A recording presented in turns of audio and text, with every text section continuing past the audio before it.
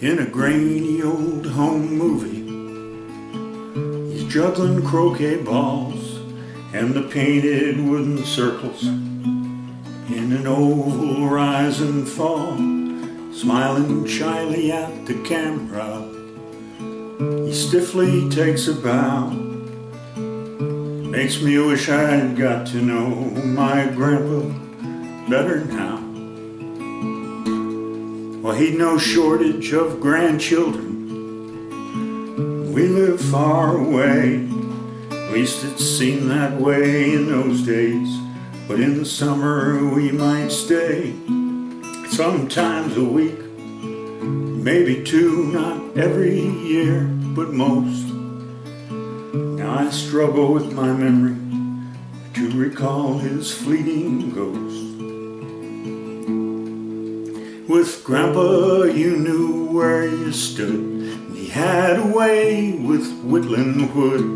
His hands were skilled and his hands were strong,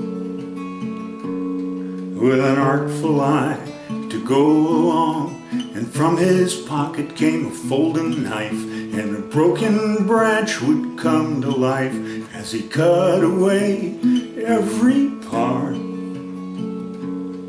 that did not belong in his work of art. He knew every constellation in the starry night, and those correspondence courses, they just whet his appetite. He was filled with self-won wisdom and acrobatic tricks, and there was no toy that I could break Grandpa couldn't fix. And on sunny afternoons, or in the evening after dark, down by Ocean Beach, in the old amusement park, with a salty breeze blowing in from off Long Island Sound, we'd ride the Ferris wheel and the merry-go-round. With Grandpa you knew where you stood, and he had a way with whittling wood. His hands were skilled and his hands were strong, but an August week is quickly gone.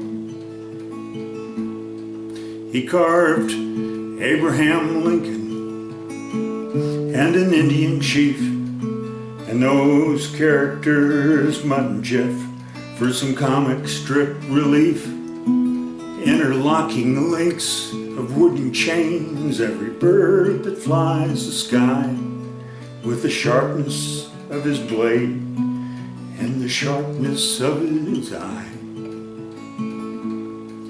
But he grew quite hard of hearing, so you nearly had to shout, and his cigarettes would make him cough, but he wouldn't put them out. And the symptoms slowly stealing in left him ill at ease, and soon held his body hostage to Parkinson's disease. With Grandpa you knew where you stood, and he had a way with whittling wood.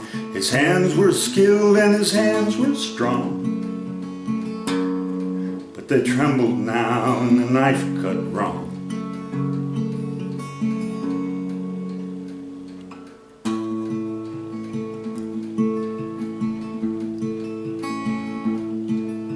He died when I was 15. It'd been hard to stay in touch. Lines of communication between the two of us were such that distance, time, and disability had interfered with any chance for understanding in my adolescent years. But in that old home movie, he's still juggling croquet balls. He's still moving swift and confident, standing straight and tall. He's still doing acrobatic flips and smiling with a bow. This memory of my grandpa, I'm forever grateful now. With Grandpa you knew where you stood, and he had a way with whittling wood. His hands were skilled and his hands were strong, with an artful eye to go along. And from his pocket came a folding knife, and a broken branch would come to life as he cut away every part that did not belong in his work of art. There's a little piece of my grandpa's heart in every piece of his homemade